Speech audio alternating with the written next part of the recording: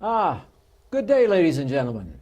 Welcome to the Faces of Carlsbad, Channel 23. This is a program where you're going to meet people you'd like to meet, people that you know, people that you would like to get closer to.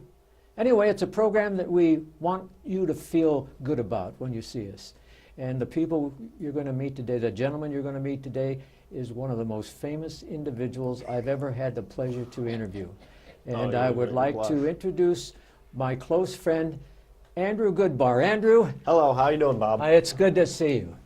We're going to get to a lot of things today. First, we're going back into your grandparents, where they were born, where they grew up, your dad and mom, where they grew up, where they were born. And then we're going to get to you. Okay, how far back in the grandparents' lineage do you want to go? How far do you want to go? Well, on one side, the Goodbar side, we have Major Joseph Horace Goodbar of the 16th Tennessee, I want to say Volunteer Dragoons. And Wow. they were Confederates during the Civil War. Mhm. And if you actually look at the old 1861 maps of Tennessee, well, there's a big section of land there that's just labeled Goodbar. Oh, is that right? Yes, sir. Wow. And then on my mother's, I want to say my mother's father's mother's side, something like that, I have 5 brothers that I'm related to that all had the last name of Robbins. Mhm. And one of them, Ezra B.B. Robbins, I want to say it is, actually fought and died defending Devil's Den at Gettysburg, while at the same time, Joseph Horace Goodbar was died of complications on the way to Gettysburg. So, yeah, I'm a little confused in my... Well, in other words, they fought for the Confederate Army. Well, one side did. However, the side on my mom's half fought for the Union. My dad, when I was growing up, we talked, as I got older, we talked about the Civil War, and he said that, to be quite honest, son, I was hoping the South would have won the war. And I said, oh, then why are we living in the North? He said, that's the only place I could get a job. Now shut up and eat your soup. So that's the way. So anyway, I grew up with nice feelings towards both sides. Yeah, and I have the same opinion. Both of them had their ups and their downs. Both Right. sides had flaws, and both sides had not flaws. Yeah, absolutely.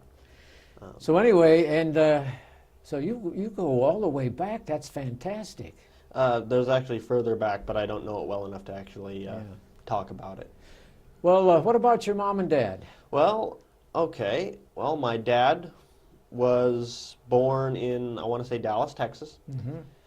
And mom was born in Chicago. They actually met, as far as I know, in Carlsbad after a caving thing. I really don't know much.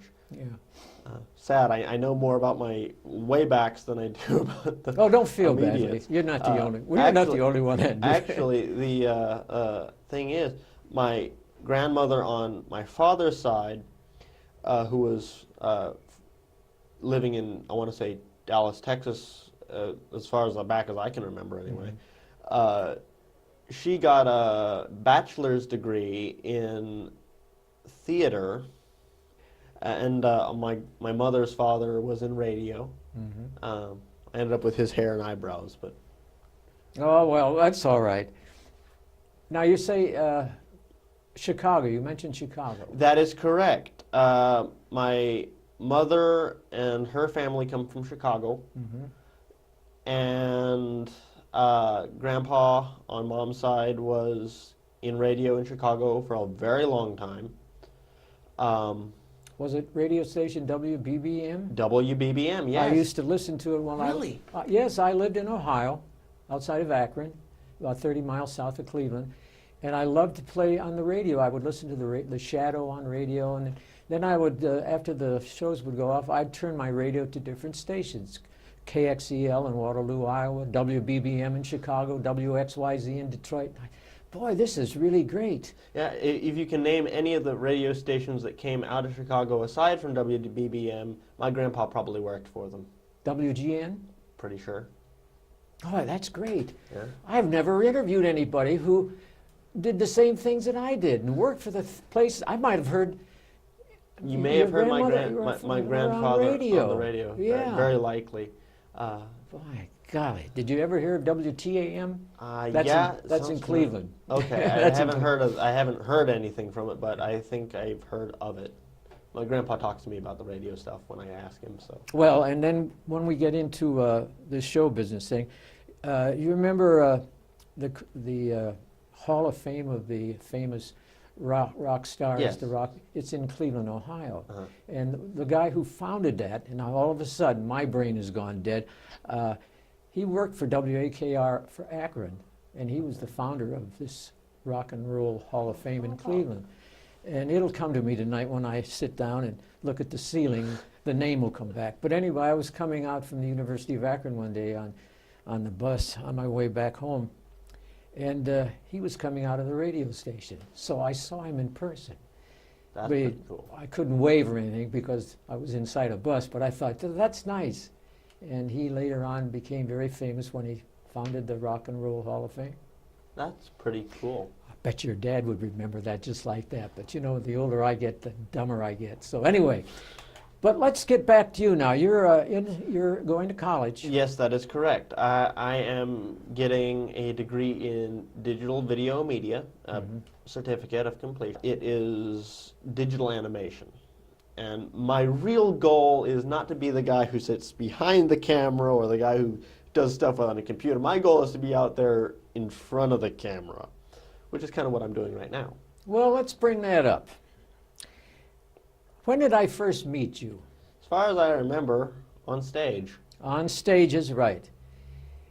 I directed and acted in plays out here at the community theater for a number of years, quite a few years, back in the 1970s, and you weren't even born in those days. Nope.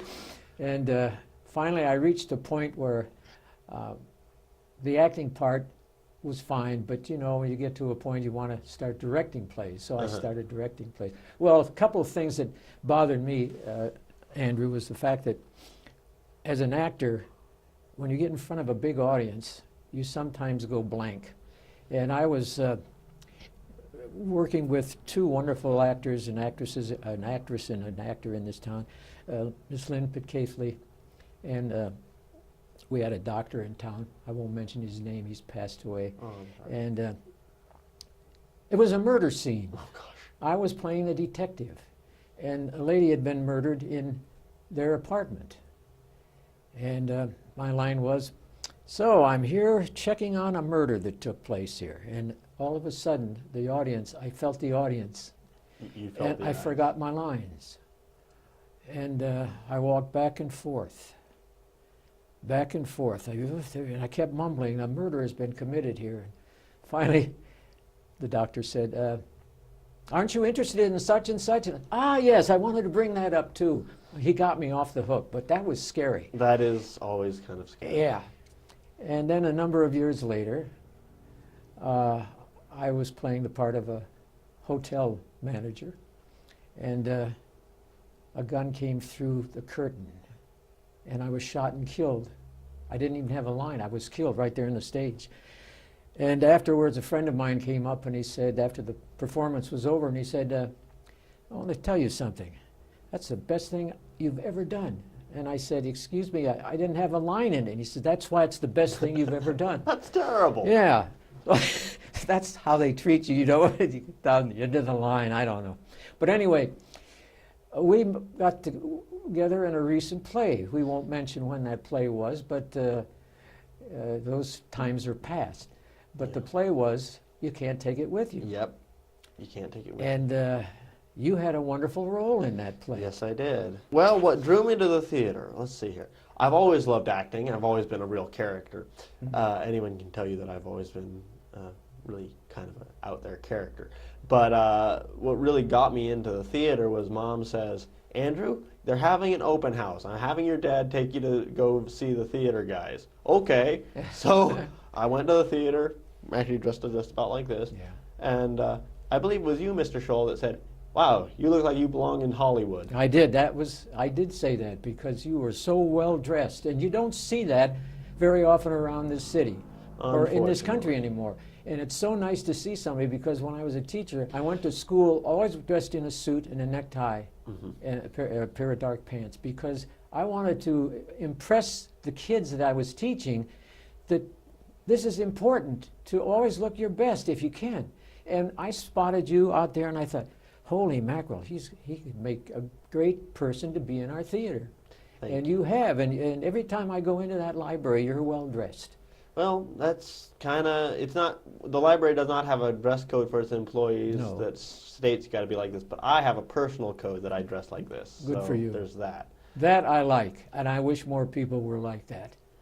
So anyway, we were in that play together, and you had a wonderful line, you had a performance that you brought through very carefully, and you were nervous at times, and I kept telling you, you're doing fine, you're doing fine. Yeah. And I said, if you forget a line, just ad-lib something, because ad-lib something. Yeah, that's right. And something. You were terrific, though, and you did an thank excellent job. I've always been a bit too hard on myself, is what my parents say. I think I did better in 1918.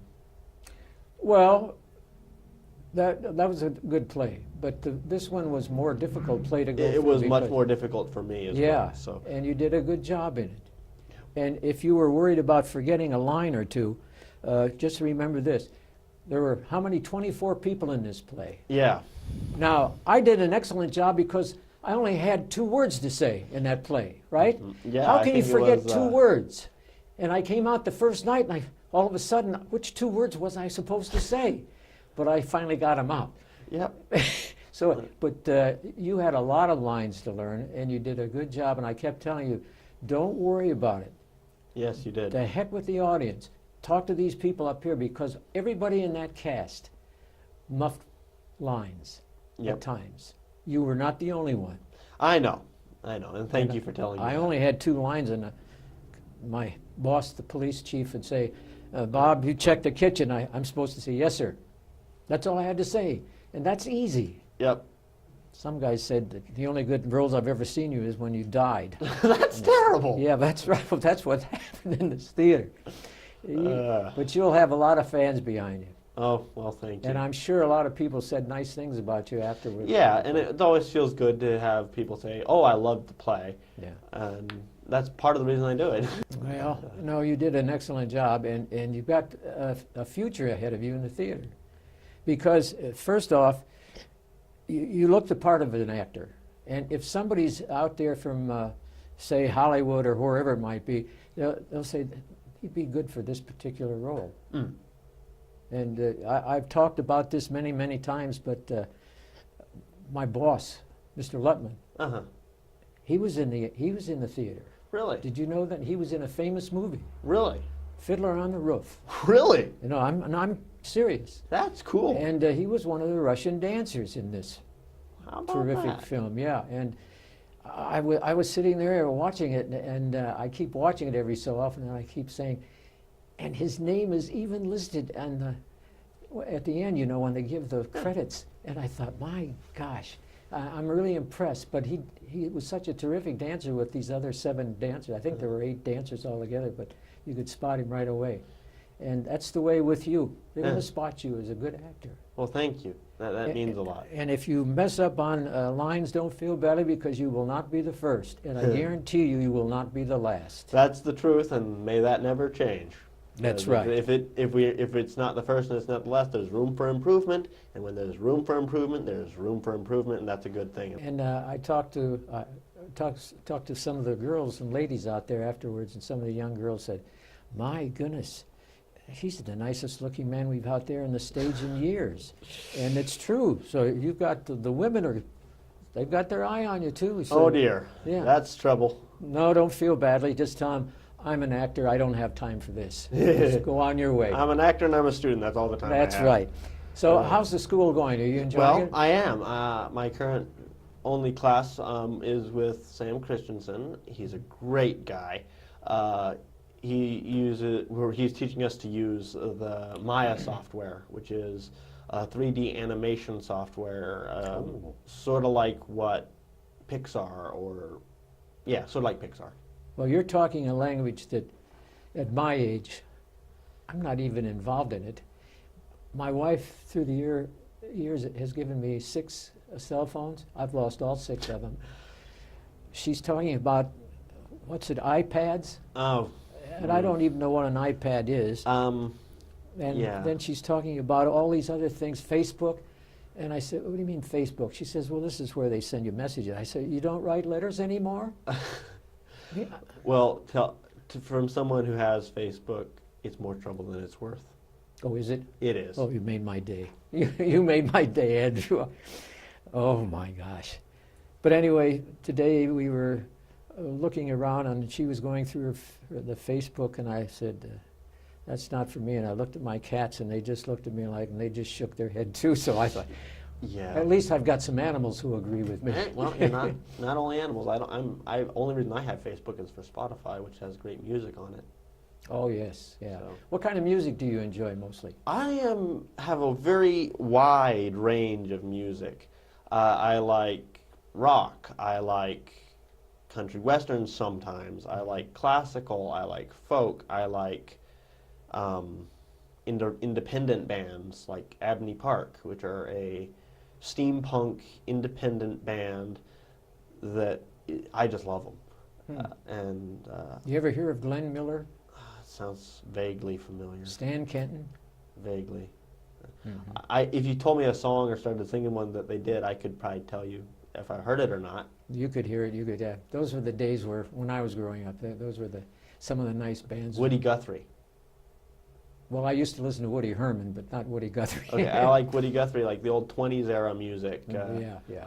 I like just about anything. I'm not a big fan of rap, but aside from that, I'm sure there's something out there in that genre that I could find appealing. You mentioned classical music. I enjoy classical music, and it's so nice and soothing at night that when I turn the radio on, not too loudly, just so I can hear it, the music just kind of lulls me to sleep. Who's your favorite composer for classical? Mozart.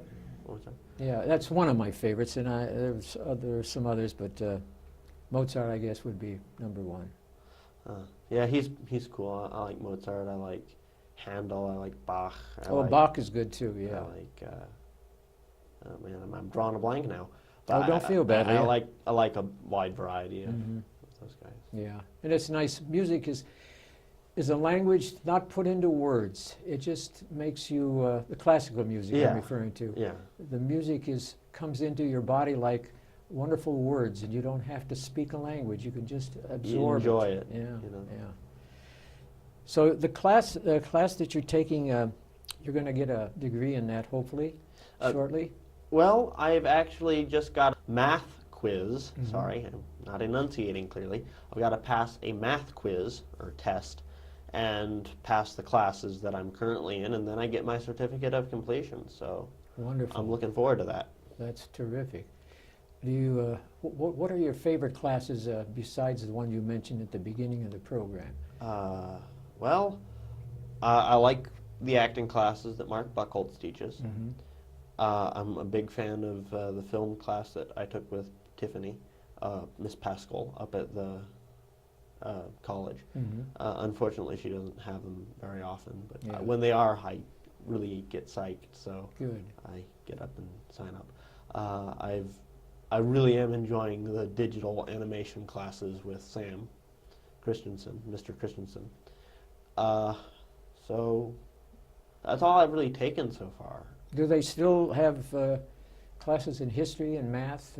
You mentioned math, so. I'm actually just not taking any math classes, but I got to get the prerequisites. So I'm using Khan Academy, which is and a few other sites to tutor myself in math. Not easy at all. No, I can imagine that. And they do still have the history classes up there to answer your question, as far as I know, but I haven't taken any yet. I loved history. I loved English. But I had difficulties with mathematics. Not math so much as geometry and algebra. Algebra, I finally conquered some of it, but boy, geometry threw me for a 10-yard loop. Loss, I should say. Did you ever feel that, for example, my dad, he could do almost anything.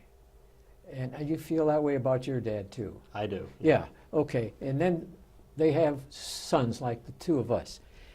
I can't, my dad built his own home, including the cellar, all by himself. That's impressive. And he was a railroader, and he was a section foreman on the Erie Railroad back in Ohio. And he called me up on his roof when we were putting the shingles and things on the roof. Yeah. I'm up here, I need some help, he'd shout down. I got up there and said, all right, hammer these in. I need to get this done. And I started hammering the first nail in, and it went in at a crooked angle. Mm-hmm. And he looked at it and gave me a dirty look, and he said, that's enough. Get off, go on down the ladder and go on in and eat dinner. I could never do anything that he could do. And I get so frustrated. And my wife is better at making and doing things than I am. The only thing I'm good at is taking care of cats. Well, that's a big talent. Yeah. Cats are not easy to take care of. Trust me, I know. I have a cat currently. Oh, God. Well, I've got a number of them, and one of them, she knows that I'm a good person, and she loves Daddy. And her name is Heidi. Mm-hmm. And the minute LaWanda comes into the room, she runs and hides. She doesn't want to be near that woman who can do everything. She just likes her dad because she knows Dad can't do much and needs the help. But anyway, so you're going to be working very hard on these courses, and you're going to get that, and then you're going on to get that bachelor's degree. So let's hope eventually an associate's in something. Associates. Yeah, well, you keep shooting for it. Don't give up. Yes, sir. Because even if an incompetent like I finally got through, I know you can do it because you're not incompetent. Thank You've you. got lots of talent. Thank you. I never could have talent. I couldn't even bake a cake Hey, of cookies. I know the feeling. I can cook, sort of, but Yeah. some of the things my old man does is just, wow. That guy's amazing. Now, aren't fathers something, though? Yeah, they are. Thank goodness for mothers who protect us. Boy, that's not easy. Well, anyway. I think that guy can do anything. You know. Yeah. He can fix the truck. He can do anything. You know. Yeah, that's the way my dad was. He's the all-around hero. You know. Yeah. And then comes the day, Andrew, squeeze through that hole. I can't see if this passage goes. So there are some places where being the small and skinny guy are really handy too. Well, as I said, if it wouldn't be for our fathers, Yeah. where would we be? And our mothers, thank goodness, they protect us all the way down the line. Thank goodness for them. Yes, sir. Indeed. Because life is tough out there.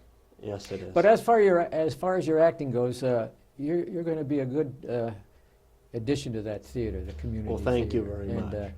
I think it's going to be it's going to be an experience you'll never forget. And I never have either. I've worked with so many nice people that it's not even funny that I just don't know. I had such great feelings with the people I worked with. But as a director, now, if you ever get into directing as you grow older,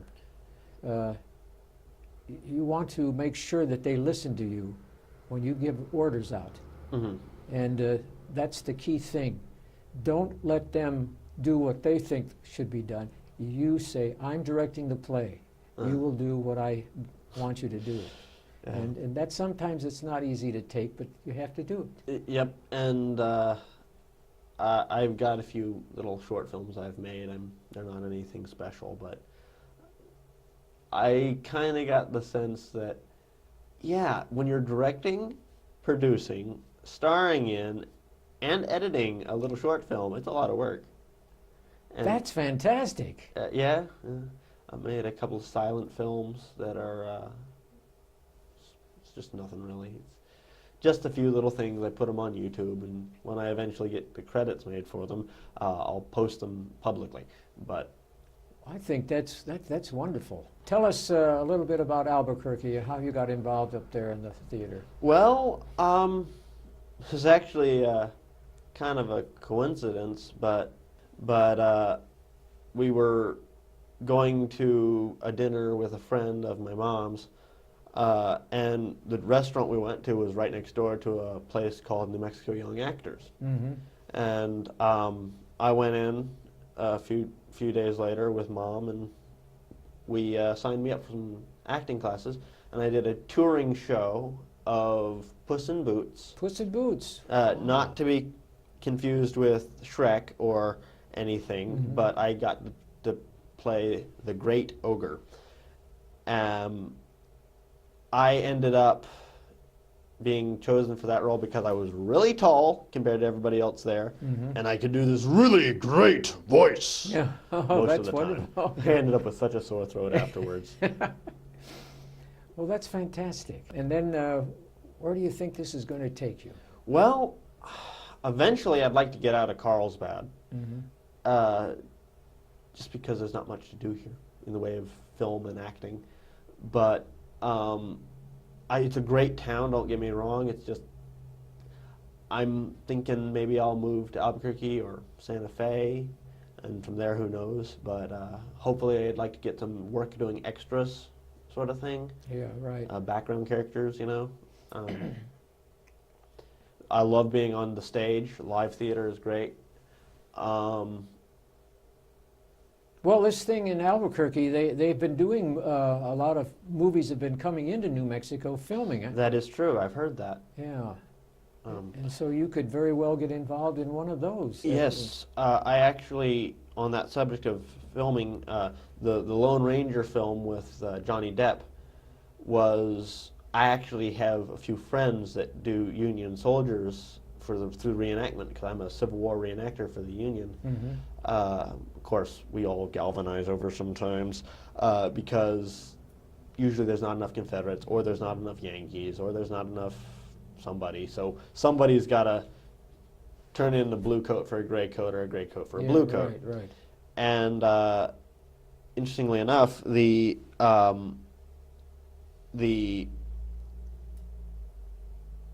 scenes where Johnny Depp and the Lone Ranger are going over the rail trains on the train cars, one of my friends was actually managed to squeeze himself into the scene. He was in a blue uniform. Oh my gosh. And he, I don't know if they actually used it, but he's sitting on top of the rail car as Johnny Depp's underneath it.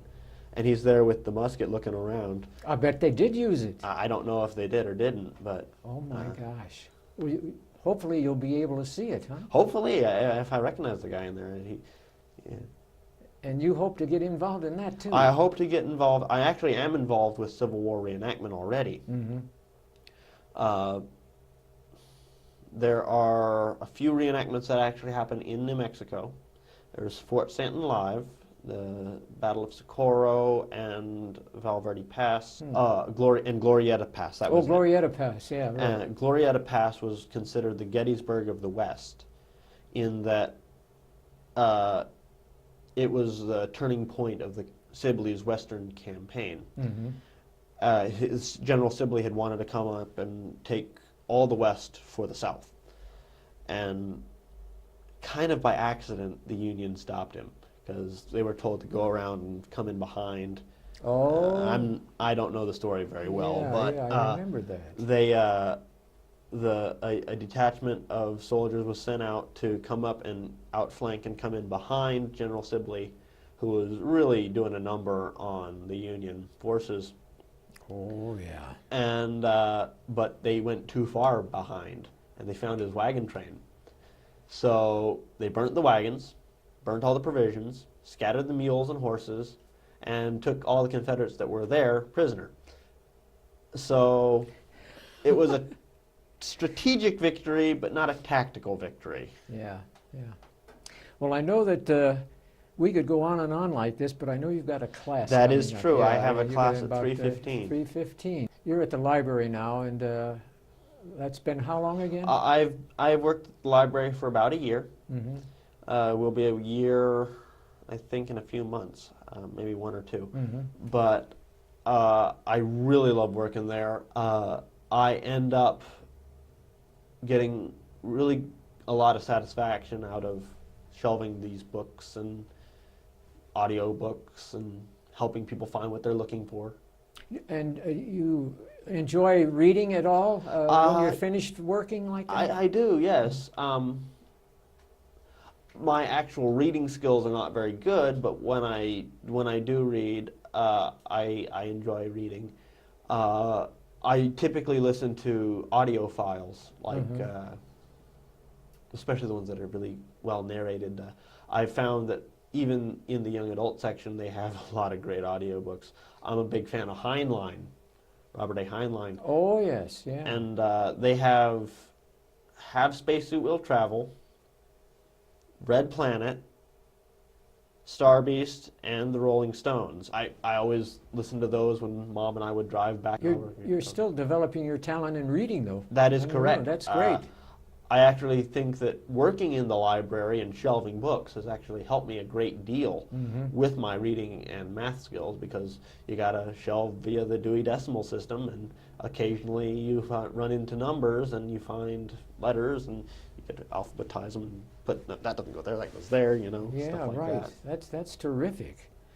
So you're going to be doing a lot of reading in the future? That is And, the plan. That's wonderful. That is the plan. And you're going to be a very successful individual. Yes, sir. Because with all of us working together, we're going to get you into movies, and you might even end up in Hollywood We can at hope. Universal Studios, huh? Oh, we can hope. No, that will be good.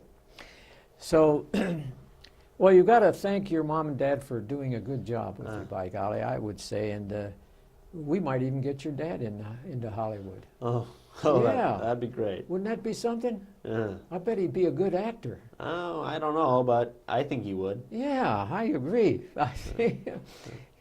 Anyway, I want to tell you that this conversation has been entertaining to me, but I'm so pleased that you're so involved in wanting your career is ahead of you. Right now, this is the training period, and you're doing a good job. And once you get out there, you're going to be setting a stage for a lot of people to follow. Thank you. That means a lot. No, and I hope I can live up to that expectation. I think you're going to. I have total faith in you. I've worked with you on the stage down here. I've seen the talent that you have, and the only thing that you don't have right now is confidence in yourself like you should. But you're going to get that. All righty. I'm pleased. Well, anyway, I should say this. It's been a pleasure having you here. You've opened my eyes up to a number of things, and I've got to get my brain to function properly, which it sometimes doesn't do. But anyway, I want to say thanks. Well, thank you, You were Bob. terrific, Andrew. Thank you, Bob. And I want to tell your mom and dad that they deserve a lot of credit. They've turned up a wonderful son. Well, thank you very much. And ladies and gentlemen, on behalf of Channel 23, we want to tell you goodbye and good luck. And hopefully you're going to see this young man walking around Carlsbad. You go up and ask him for his autograph. Thank you. Okay.